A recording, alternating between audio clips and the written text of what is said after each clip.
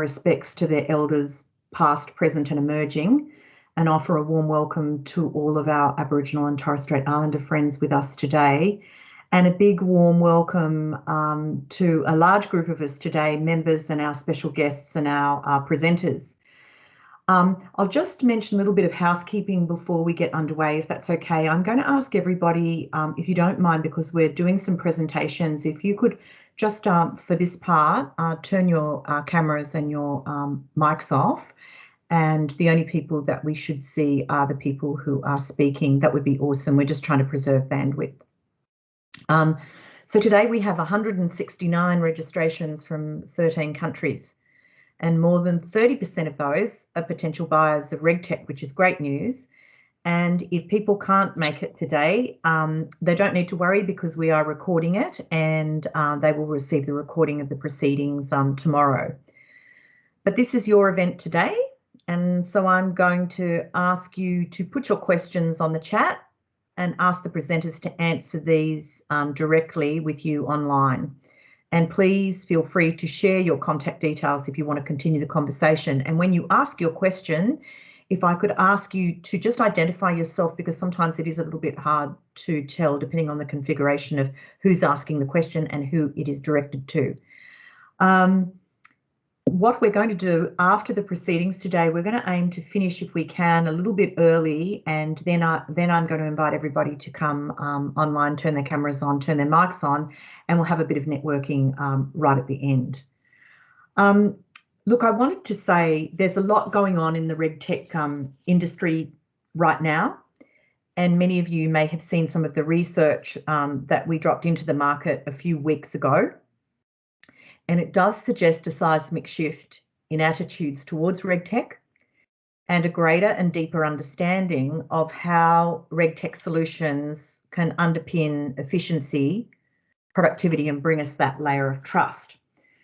So here are some of the highlights from that research. Thank you, Hong. So overall, here was some of the insights that we gained from the research. The industry has remained particularly resilient. The RegTech industry has also been creating jobs. We are also seeing more sophisticated investment flowing into the sector, which is great news if you're a RegTech company. 2/3 of our RegTech companies saw very strong revenue growth from the financial year 20 to 21. The time to value metrics was shortened. So in other words, the time taken from first conversation to deployment was reduced by 23%. RegTechs were reporting about an equal number of a slowing of export solutions, but also saw an equal number saw unexpected new opportunities. And we saw continued strong growth in terms of full production deployments over the last 12 months. Thanks, Hong. Next slide. So I just wanted to, from a RegTech vendor perspective, just pick out some of these highlights, and I won't read everything. But one was a significant increase in the pitch to win ratio, in particular in financial services. So this is the volume of pitches that RegTechs were doing in financial services. The success increased, and the report shows those results. I've talked about increased investment, which is a very positive sign. Procurement remains still the greatest challenge. I've spoken to the unexpected opportunities, the jobs growth, and two of the areas that were indicated as probably the highest common challenges were client resources and prioritisation of those resources in financial institutions. Thanks, Hong. Next slide. And from the buyer's side, the top three things keeping the buyers awake at night are regulatory pressure and no doubt the magnitude of the fines, internal digitisation and automation, so the digital transformation programs that are underway, and also the increase in internal costs. But what is clear is that regulated institutions are now clearer about what they're looking for in their RegTech vendors. So they're looking for organisational readiness and some examples of the kinds of things that they're looking for there, as well as a dedicated resource from the vendor to help them through to that point of deployment. And also track record is also very important. We are seeing increased appetite. We are seeing top regulated industries currently as customers of RegTech. Financial services and insurance is the first bucket. And then we have healthcare and community, and then followed by media and telco at the third. I've mentioned that there's a strong preference towards buying rather than building. And regulated entities have also indicated that they have increased budgets for deploying RegTech solutions. So these are all very, very positive signs. If you'd like to read more about that, we'll pop a link up in the chat to the report, which is quite an easy read, and we're very pleased with the overall results. So today, now we're going to move on to our RegTech Edge showcase. And today we have a fantastic diversity of different solutions that we're going to present to you in the area of regulatory compliance risk. We're going to cross over on such things as collaboration tools, shareholding disclosure, discovery management solutions, immigration compliance toolkits, multi-jurisdictional regulatory intelligence, unified cloud call recording and voice AI solution, governance risk and compliance software for businesses. So it's now my very great pleasure to hand over to you, the gentleman who's going to run our proceedings during the showcase. So if I can ask Will Liang to the podium. Will is the national leader for RegTech for KPMG and a director in their strategy, growth and digital practice. I'm happy to say that Will is also a very proactive member of the RegTech community and indeed the RegTech Association. So it's my great delight to hand over to Will, who is going to keep all of the presenters honest on their time and help out if there are any questions. Thank you very much, Will. Thank you very much, Deborah. Thanks for the kind introduction. So what I want to quickly do, only have a few minutes, but I want to spend a few minutes to give a bit of an overview of the topic we're talking about today, right? Mainly focused on regulatory compliance. I want to remind everybody the chat function is going to be a key feature today. So if you do have any questions, please leave it in the chat. We'll get to those questions, myself, Deborah, or other presenters. If we run out of time, feel free to stay in the call. I think we're going to stay a bit longer after the call, but also feel free to leave your email address. We'll get back to you. Now, look, only a few minutes to talk about 5 key recent insights that we experienced while talking to our clients, some of during surveys, some during interviews as well, right? So the first one, I call it the regulatory change is a huge pain and a huge opportunity. So what do I mean by that? Regulatory change and obligation management in particular, it is a huge pain point at the moment when we talk to our clients. This happens globally, right? So unlike more mature RegTech areas such as financial risk management, such as regulatory reporting, the adoption of technology in the space of regulatory change is extremely low. In fact, we have done a survey on behalf of one of our clients, and we surveyed 170 banks globally, so a large number of banks globally, and we found only a very small percentage of them have adopted or done some sort of POC on a technology solution in this particular space. So there are a huge opportunity for solution providers to be playing in this space. Second point, data is the currency for growth. So some organizations are getting better at managing data. We know that. In particular, regulatory related data. In fact, from our experience, some of the best quality data of an entire organization exist in the regulatory compliance or risk management function in the business. So the challenge is actually how to leverage the regulatory related data to achieve longer term growth. Some organizations are talking about it, Some organizations are talking about it, but we found rarely any organization actually done any work successfully to change that dial. So again, another interesting opportunity area there. Thirdly, all eyes are on ESG, right? I'm sure this is not foreign to anybody here. ESG is such a big hot topic at the moment. I'm sure we can all sit here and talking about ESG probably until the lockdown are lifted. But ESG is also much bigger than the regulatory compliance topic itself, right? But from a regulatory compliance perspective, it did trigger a very interesting conversation, a discussion around hard regulation versus soft regulation. Right? So hard regulations, as we know, are laws, rules from parliaments, from regulators, and soft regulations can be industry standard, or can be in some cases even softer as a social contract. Right? So it is particularly important and common in the ESG space.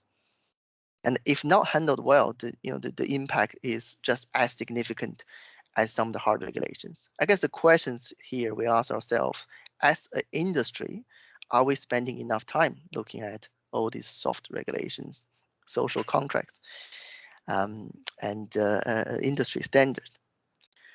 The fourth point I want to make is remediation is still a key focus. It has been 4 years since the Banking Royal Commission, but the remediation work is still going very strongly. Having said that, some mindset has shifted from a backward-looking remediation effort to forward-looking monitoring, right? And the good news is technology solutions that organizations have invested in remediation can be leveraged for ongoing monitoring as well. And very last point I want to make here, information age is over and will come to automation age. So COVID-19 accelerated the adoption of technology. We all know that. It also demonstrated that how quickly information age was already giving ways to automation age. If I would use one word to summarize my conversations with my client in the last 12 months, I think that one word is automation. It came up every time in all aspects of regulatory compliance and beyond. So today, we have 7 RegTech companies on the call, as Deborah mentioned, to talk about their solutions, and many will touch the topic I've just discussed just now.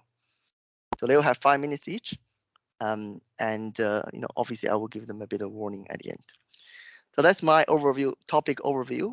If you do have any questions or want to have a follow-up conversation, please feel free to reach out to me after the call.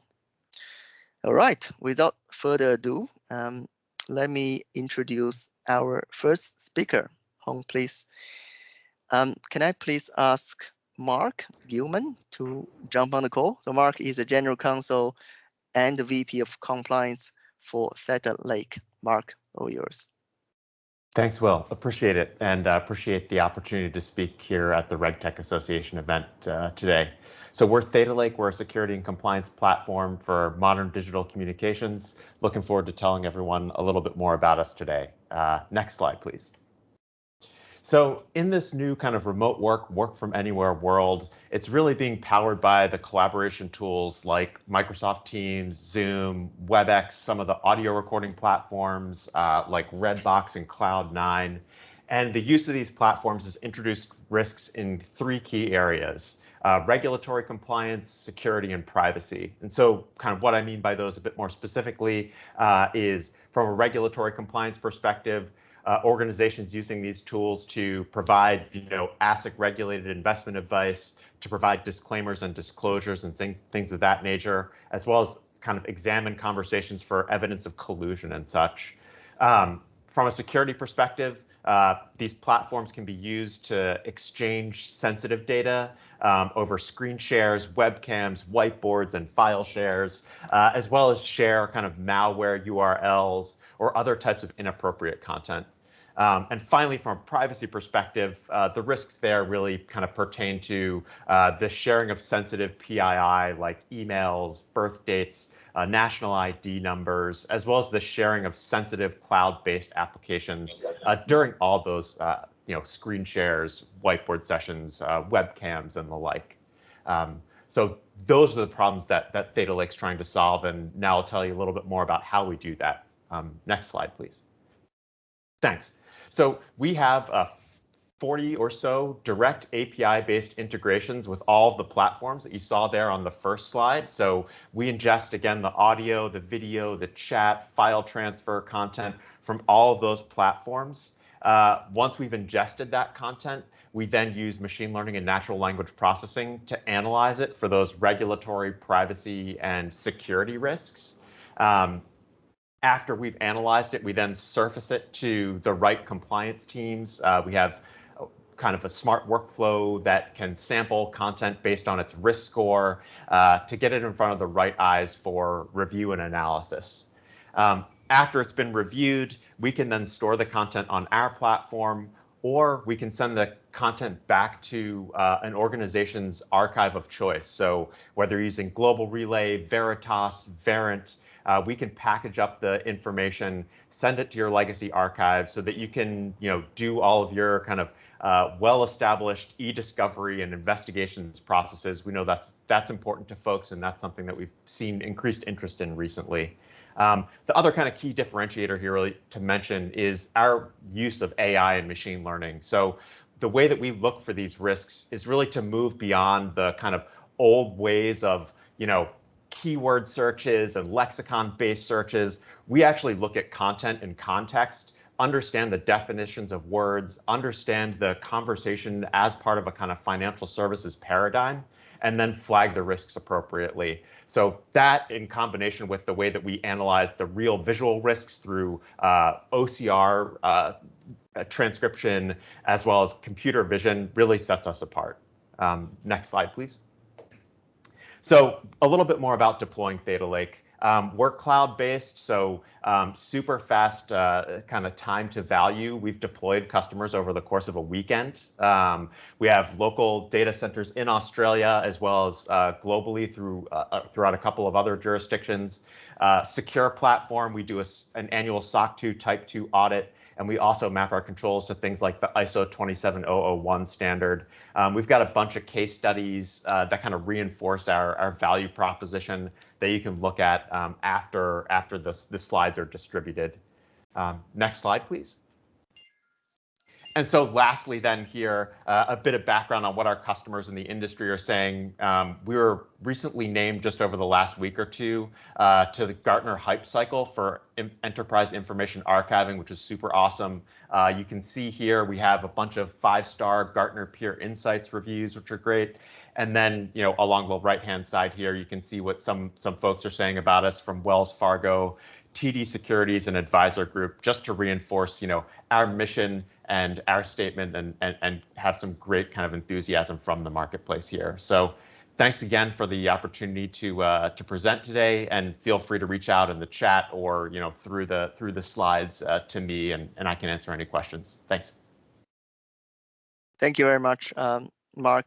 Great presentation. Please leave your question for Mark in the chat. Jacqueline, can I please ask you to turn on your camera? Hi there, Will. My pleasure to introduce Jacqueline Pang, who is the co-founder and CEO of Castle Point Systems. Thank you, Will. Actually, my company is... Apologies. Your company is Artist Global. My bad. No worries. Yeah. So good afternoon. My name is Jacqueline Pang, and yes, as Will said, I'm the CEO and one of the co-founders of RTA Global. So thank you, RegTech Association of Australia, for this wonderful opportunity to present ourselves. Let me start with a famous quote by a former US Attorney General on regulatory compliance. If you think compliance is expensive, try non-compliance. This leads us to the mission of RTA Global. Next, please. We are a regulatory technology company with a mission to simplify complex regulatory reporting for institutional investors. The founders and team are senior practitioners from asset management and investment banking, with deep domain expertise in investment compliance, operations, and technology. Our flagship solution automates shareholding disclosure. Next, please. Shareholding disclosure regulations, also known as the disclosure of interest, requires mandatory reporting when the aggregate shareholding of an investor reaches specified thresholds. The regulations do vary and have different nuances in different capital markets. Next, please. Why are disclosures such a challenge? Multiple legacy upstream systems, complex organizational structure, and a diverse range of financial instruments can really spell complexity. Layer that onto 90+ global markets with multi-language forms in markets like Japan and China, and a tight reporting timeline, shareholding disclosure can be a very onerous challenge for financial institutions. Next, please. Failure to comply can lead to sanctions, hefty fines, reputational risk, and criminal liabilities for directors. Next, please. Please allow me to share with you a globally systemically important bank, or what we call a GSIB, where we recently implemented our solution on pace, on budget, which led to a highly satisfied client. The solution is now used by the bank across global markets, 500+ entities and 600+ portfolios. Some of the notable challenges were upstream legacy systems, data complexities, a wide range of financial instruments, including structured products, and a complex organizational hierarchy. Next, please. To overcome the challenges of this client, we implemented the same solution that we are presenting today. Besides bringing an innovative technology product, we also brought our deep know-how in financial services to the table, working closely with the bank's data, technology, and regulatory compliance teams to deliver a relevant solution. More than 650 rules were configured for this client based on a regulatory database from Aosphere, a subsidiary of Allen & Overy, an international law firm. Next, please. The outcome has been highly positive. Besides risk reduction, our solution workflows resulted in a process transformation and new efficiencies with reduced lead time and the removal of inaccuracies. Reporting is now completed in a one-step automated process for the bank, and our relationship with the client has since expanded. Next, please. Our solution covers 90+ capital markets and multiple rule regimes, including substantial shareholding disclosure, short selling, takeover, sensitive industries, and more. We support a wide range of financial instruments, including equities, convertibles, derivatives to structured products. The solution takes in both positions as well as transactions for intraday reporting. Next, please. Key benefits of using our solution includes dashboard monitoring, notification alerts for threshold breaches, and updates on regulatory changes. The rules are configurable, and your regulatory disclosure templates are auto-filled in a matter of clicks. We have the flexibility to provide data integration support and to cater to client-specific requirements. Our help desk, based in Singapore, is well positioned to support clients in the Australian time zone. Next, please. Our solution is built with practitioner insight. For practitioners like many of you in the audience today, we speak your language and understand the pain points. Our solution is designed to handle complexities and can be deployed on-premise, private cloud, and we also have a SaaS version for the small and medium-sized clients. It makes shareholding disclosure easy, freeing up valuable compliance resources to support business growth. We believe our offering is the best-in-class solution and available to you at a value-based price. Next, please. With this, I've come to the end of my presentation. Please do reach out if you are facing challenges with shareholding disclosure or have any further queries. We would be really happy to help you. Thank you. Thank you very much, Jacqueline. Thank you. Next slide, please. Can I please invite Rachel to turn on her camera? Hi, Rachel. Hi. Hi. It's my pleasure to introduce Rachel from Castle Point Systems. Rachel is the CEO. All yours. Thank you. So I'm Rachel Greaves. I'm the CEO and co-founder of Castle Point Systems, and I've designed a new kind of artificial intelligence for information management. Next slide, please. Vivian Salon is an Australian citizen who was deported by the Department of Immigration because they couldn't find her record. Cornelia Rao was locked in immigration detention because the department couldn't relate her record across systems. Paul Maguire died in the grass tree mine because records weren't updated, and the San Bruno pipeline exploded and killed 8 people because the records were incorrect.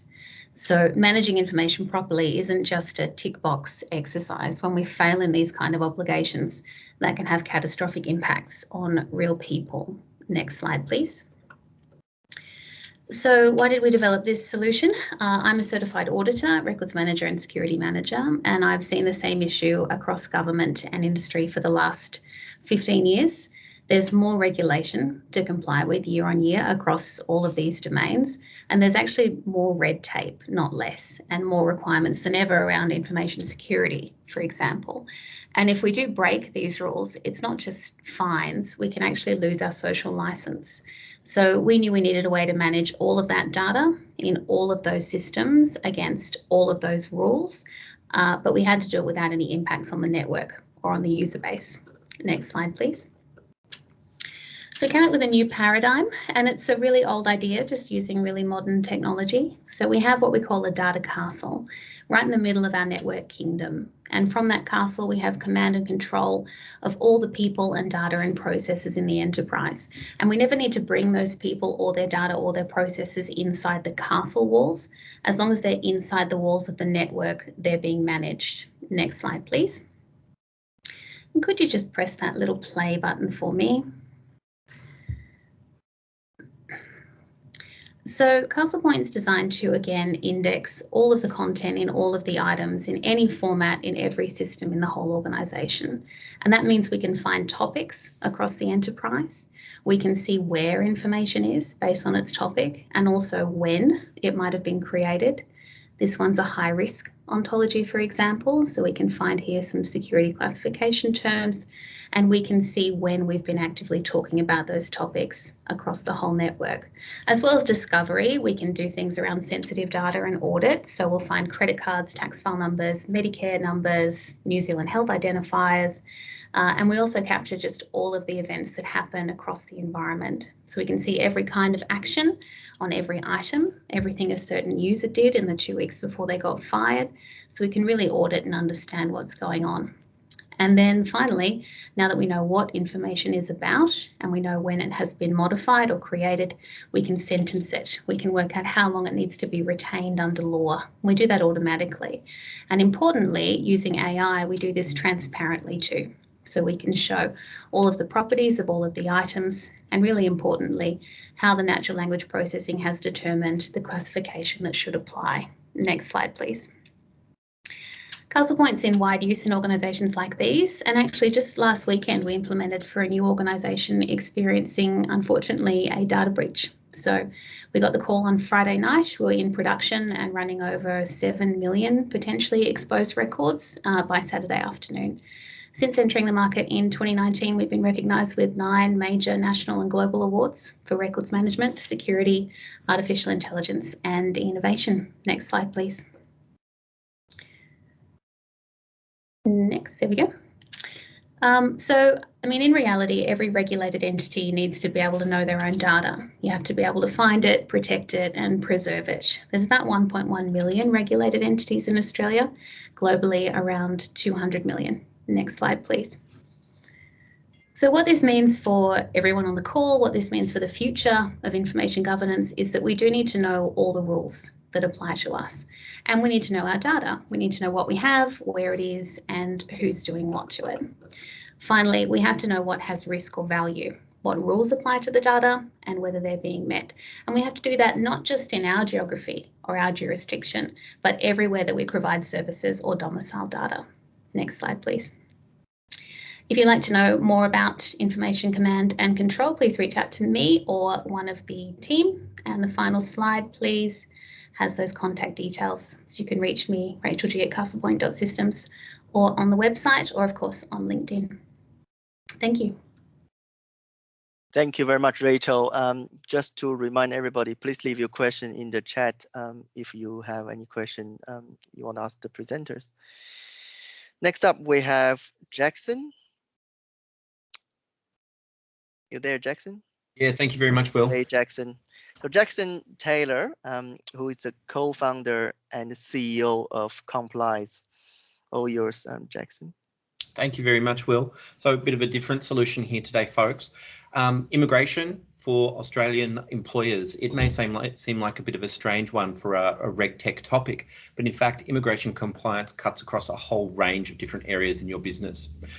It's a human resources issue, an employee relations issue. And it covers, of course, not just the employees in your business, but any business visitors that you may have, contractors, subcontractors, and in different types of organisations like universities and research institutes, visiting researchers and all sorts of people, anyone who crosses the threshold of your business in many respects. So access to talent is another key area that immigration is really relevant to. If you want to secure the best talent in the world, chances are you're going to be looking elsewhere for the best, and that's going to involve a visa. So in order to do that, you need to make sure that your house is in order and that you're able to sponsor people. Because if you get in trouble with the Department of Home Affairs, one of the key things they can do is cancel your sponsorship. Now, as Will said a bit earlier, ESG is a really huge area for organisations now. And one of the key things that I have learned over my career in immigration law is that ESG and brand reputation are really closely linked, and scandals in immigration tend to stick around for a long, long time and can really hurt your business. Next slide, please. So why does immigration matter? Well, there's more than 1.7 million people in Australia who hold a temporary visa, and that's built up over the past 2 decades or so. And as a result, somewhere around 1 in 12 people in the workforce has a temporary visa. That might be a sponsored visa holder, it might be a backpacker, it might be an international student, all sorts of people. As a result, your organisation, if you employ one of those people, is going to have to comply with immigration laws, and doing so is really not easy. Next slide, please. So failure to comply with immigration laws can lead to all sorts of trouble. There's the ongoing brand damage that I referred to earlier. There's civil and criminal penalties for directors and executives in the organisation. So the government has really tried to make these laws impactful, and as a result, board members and CEOs can go to jail if the organisation fails to comply with immigration law and they have not taken reasonable steps to ensure the organisation is complying. There's that impact on ESG and corporate social responsibility, and then the potential loss of access to sponsored overseas workers. Those are some really key areas, I think, for organisations to think more seriously about immigration compliance. Next slide, please. So what are the challenges that we see in immigration law? Well, firstly, there's a whole grab bag of really diverse challenges. Who's responsible? Typically, HR manage immigration law, but that doesn't mean they really understand the compliance side of things. Legal understand compliance, but they don't manage it. The finance team see additional see just the costs involved. So there's this sort of silo effect going on with immigration law where it affects all the different areas of the business, but no one really owns it at this point in time. And that's something that we're working with stakeholders to really educate them about. Immigration law is complex and many organisations don't have the internal knowledge to manage it. They rely on external lawyers like me with my other hat to come along and assist them. But having a lawyer assist you in your day-to-day compliance is really expensive. So we've built a platform that allows you to manage that. There's also this issue of personal liability for directors and CEOs. That's a major issue for many organisations. There's the time and the cost. Organisations are typically managing this process in spreadsheets. That's quite unbelievable. In 2021, the idea that large organisations with hundreds of or thousands of employees are managing this through spreadsheets, but there are very few or no systems on the market at the moment, apart from ours, that will really allow you to manage your visa holders in an effective way. And staying up to date with immigration law is really complex. It literally changes every week. Next slide, please. It takes 20 years to build a reputation, 5 minutes to ruin it. So if you don't comply with immigration law, the consequences can be really enormous. Next slide, please. What we've done is we've built a real-time immigration compliance platform. I was voted one of the best immigration lawyers in Australia in 2022, and in my own experience, less than 10% of organisations are really complying with immigration laws in a meaningful way. We've built a records management system for businesses to manage employees and business immigration record. We've taken the knowledge held by me and my team and built a system that helps you manage all aspects of immigration compliance. Next, please. We do this by putting you in control of your immigration records using systems that give you dashboards to see all of your current visa holders, their circumstances, their situations. We've built automated workflows to allow organisations to manage onboarding, employment and offboarding, as well as self-audit. Next slide, please. We've got 3 modules. We've got a workforce management module that is essentially like a HR system for visa holders. It helps you track visa holder expiry dates, their work locations, salary, the visa that they're on, and so forth. We've got online training, compliance certification courses, as well as full university courses for stakeholders in the business to upskill. We've got knowledge libraries, the equivalent of a Wikipedia for immigration law. Next slide, please. Here's an example of the sort of the dashboard that you see, where you can see all of the different visa holders. You can initiate and check the status of visa holders against the Department of Home Affairs computer system. You can manage and update those records and send real-time notifications through to the Department of Home Affairs. Those compliance notifications are triggered by the actions. So if you go in and tell the system that someone's changed their job, then all of a sudden it's going to pop up and say, hey, this is an issue that may need to be notified to the Department of Home Affairs. Do you want to go ahead and make that notification and tick off your compliance? Next slide, please. Here's an example of the training. We have online immigration webinars available for stakeholders, compliance modules for employees, contractors, line managers, and online courses. Next slide, please. We can skip this one, thanks. We've got a Wikipedia of immigration law knowledge that's been prepared and managed in real time by me and the team. Next slide, please. So the purpose here is that you can really focus on what's important in your business. The system is designed to be managed with minimal knowledge, to give you the information necessary to upskill yourself, and then to allow you to take control of those records. Next slide, please. So thank you very much to the RegTech Association for the opportunity to present today. I probably went a little bit over time, but I'm very appreciative. And if you want to get in touch with me, please feel free to reach out. Thanks so much, Will. Thank you very much, Jackson. Thank you for your presentation. And it's great to see some conversation going on in the chat. So fantastic. David, do we have you on the call? You do. Hello, Thanks. It's a pleasure to introduce David Byron from Cube Global, where David is the Senior Vice President of Global Alliances and New Markets. David. Thanks, Will. Next slide, please. And as Will said, welcome to the age of automation. And what we're automating with the Cube platform is effectively regulatory intelligence and how that's applicable to the financial services sector. And we're focusing on the 3 major challenges, and that is effectively relevancy of the huge quantity of regulation globally. And what we do is filter out the noise. We map regulatory change specific to each customer's coverage from a jurisdiction, a business line, a product, and a process perspective. We provide regulatory updates specific to each customer in real time. And we map those to relevant controls and policies within the business. And finally, we focus on the risk aspect, which is freeing up the time for people to actually work on remediation, governance, processes within their organisation, rather than trying to identify if regulatory change is particular to them. Now, we do this through a SaaS platform, and each customer has a private cloud environment. We are truly global in our regulatory visibility across over 180 countries, and we also translate from 60 languages back into English of all regulatory text.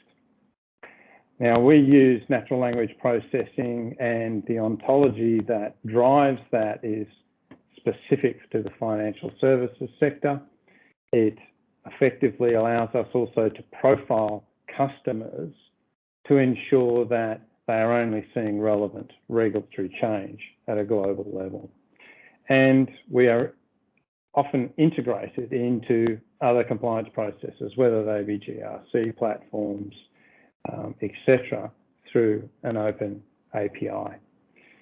Cube's offered in a very granular fashion, i.e. we can do horizon scanning or we can do inventory. So functionality can grow over time to suit the customer's needs. Next, please.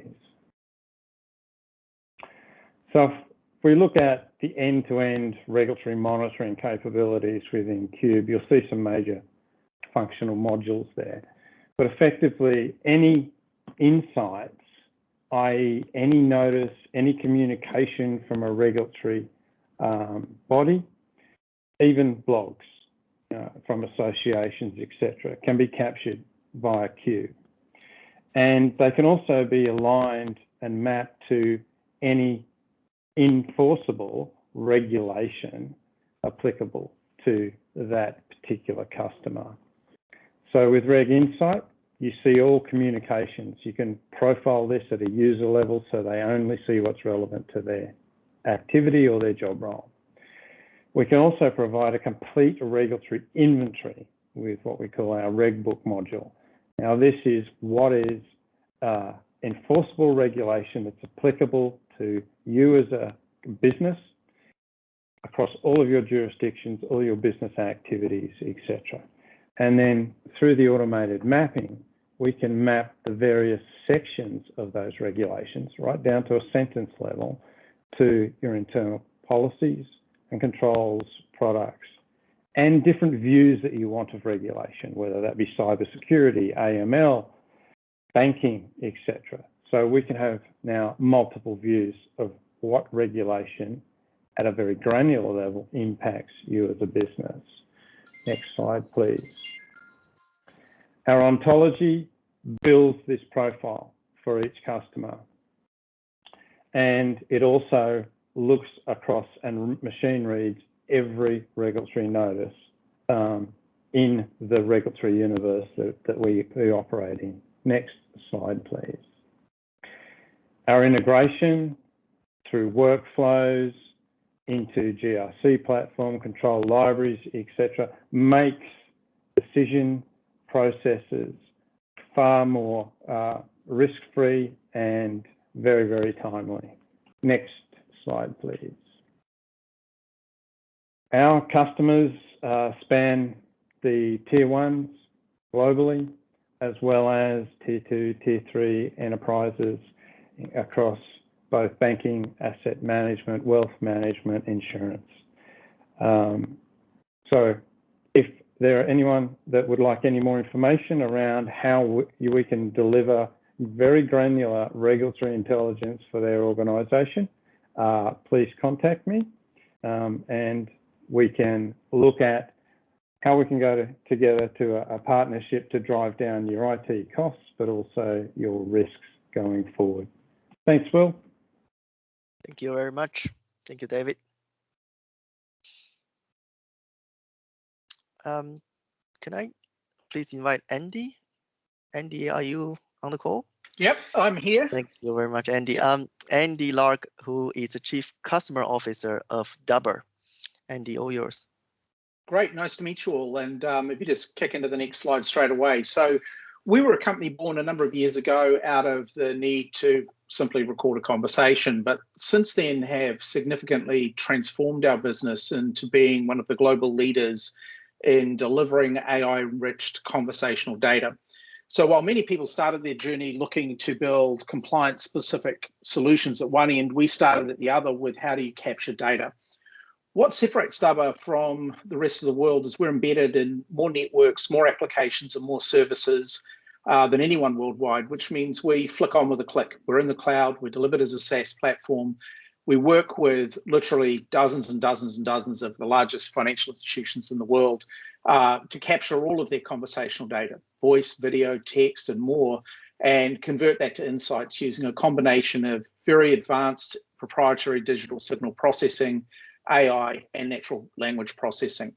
So why does this all matter? If you flick to the next slide, Gartner suggest that around 75% of all conversations will be recorded by 2025. What's interesting, though, with the sort of dislocation of workforces and employees is that actual art has become increasingly difficult. We're now dealing with banks around the world who was quite straightforward. I just attached call recording from Dubber into the middle of my phone line going into a building. That was straightforward. Now I've got to capture it across Microsoft Teams. I've got to capture across Zoom. I've got to capture across mobile, WhatsApp, hundreds of different endpoints simultaneously. If you flick to the next slide. Why that's important is not just compliance. This is a core ingredient to surveillance in organizations. And I liked the phrase that you used earlier in the presentation around soft compliance, this idea of knowing your employee, knowing how they're feeling, because the shift in this is not just to raw data but to behavioral data sets. And so increasingly what our customers are asking us for is really deep behavioral data sets. They want to know not just his behavior shifted in terms of activity, but his behavior shifted in terms of tone, sentiment, and the kind of content. If you flick to the next slide. So what Dubber does, and the beauty of the Dubber solution is it's on with a click.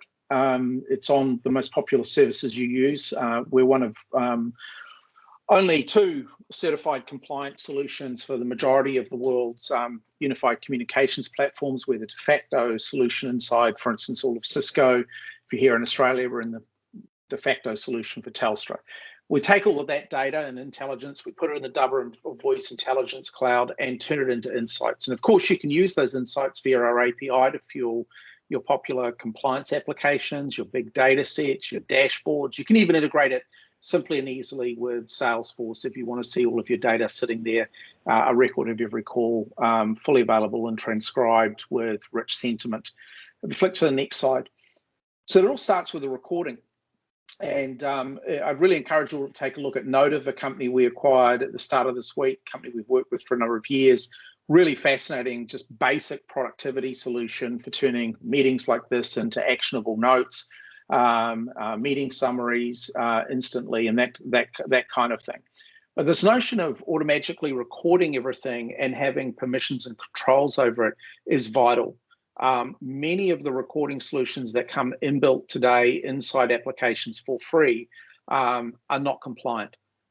You're not certain of where the data is stored. You're not certain of privacy constraints are made. There's no ability to manage PCI compliance, for instance. So that makes climbing that compliance ladder fraught with risks if you're not doing this properly.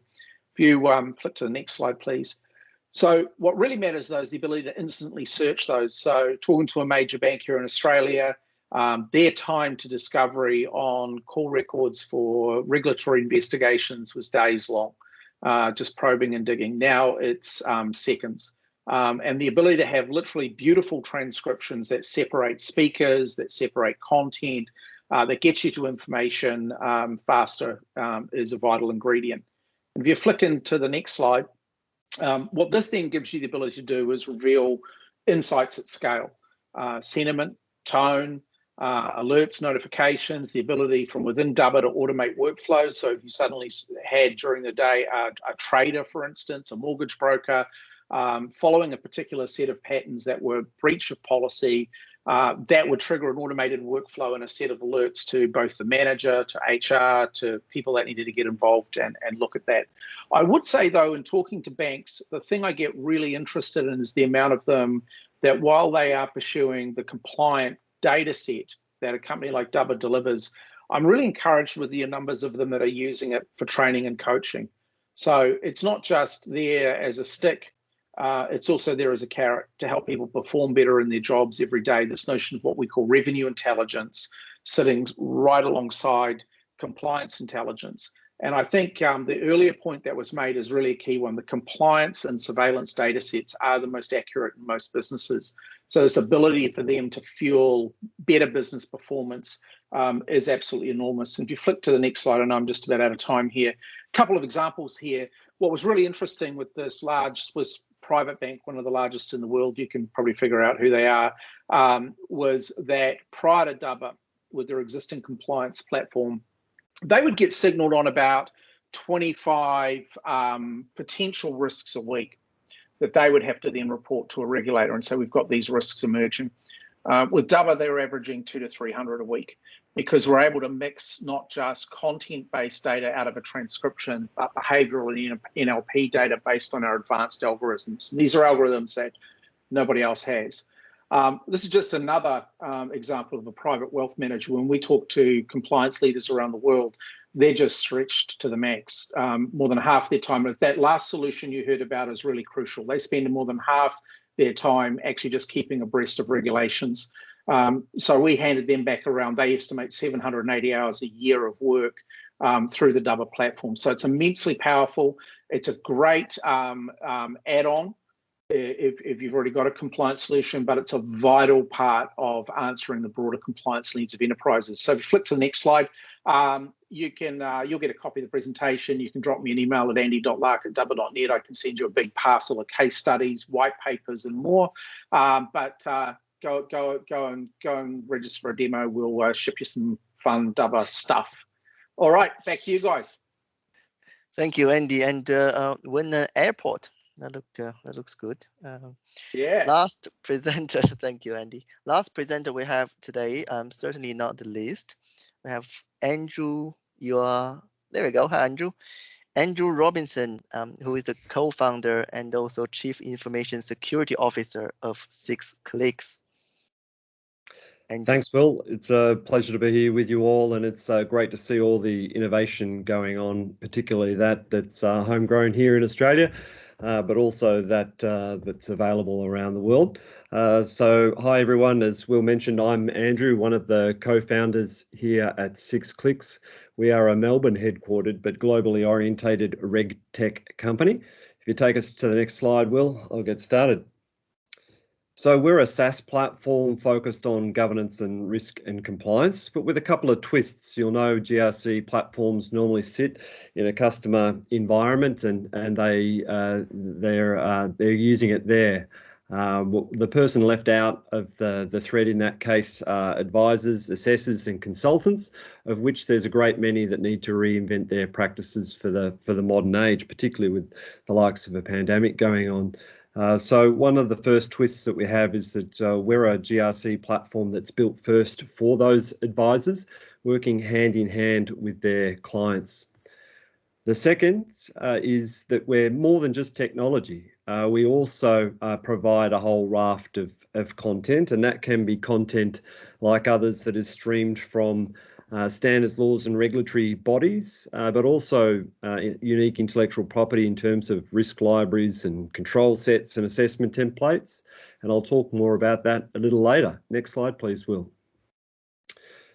So you'll see here that we work with some pretty recognisable brands, at least here in Australia, and our latest partners generally have global presences. So you see those over on the right-hand side. Over on the left-hand side, you see a nice picture of me. I'm on the far left of the founders. It's amazing how tall we are when we manage to get together in person. But the thing to remember from this presentation, if you don't remember anything else, is that we're the zero for risk and compliance. You'll note that Zero works hand in hand with advisors that are accountants that in turn work with customers on the Zero platform. And we're similar, open for business, direct, but we scale and reach our customers and can help them with technology, content and human brain power by partnering with those partners. Next slide, please, Will. So here you'll see some lovely boxes, and maybe we do need to jazz this slide up to look as good as some of the other slides that I've seen. But essentially, we have a mobile app, we have a web app, and in the functionality category, you can see all the types of governance, risk and compliance capability that we have available as technology or modules in our platform. And when we simply put assessment and audit in a box, we mean that's a full stack capability. So that could be internal audits, supplier assessments, gap assessments, and it could also be supply chain assessments as well. So we support advisors working with customers, conducting those gap assessments, but also providing services and assessments right across their supply chain on behalf of their customers. You'll also see down towards the bottom some of the different types of content that we have available in our platform. And don't forget that not only is it the SixClicks that puts content into the marketplace that we license and acquire, but our partners can use the platform to distribute their own unique intellectual property. So you'll see in a second when we skip to the next slide that we have a heritage in cyber and information security, and there's a wealth of content in our platform for cyber and information security. But partners, if they're specialists in other domains, be it modern slavery, ESG that we hear a lot about, or other risk domains, can load their content into the platform and use it to our platform to share that uniquely with their customers. And it seems to be the buzzword today, but natural language processing is something that we also use. And our natural language processing capability and the model that we've trained is honed and expert in looking for similarities and differences between standards, laws and regulations, particularly in the cyber domain, cyber standards, and as well as privacy acts from around the world. Next slide, please, Will. So here's some of the content that we have, and see that we've got a lot of cyber content, but our advisors can load in their own content as well. Next slide, please, Will. So here's how it works. Essentially, our multi-tenancy allows you to connect with multiple teams in SixClicks, jump in and out of them, and service those customers really, really easily. Let's jump to the next slide, Will. I saved the best to last. The best to last is the efficiency gains that we provide for advisors looking to scale out their practices and get repeatability across a growing number of consultants that are delivering advisory services to clients. The added benefit is that we can help them transition into new risk domains. Maybe they were focused on modern slavery, but using the SixClicks platform, they can now start to open up new channels by getting into cybersecurity or privacy.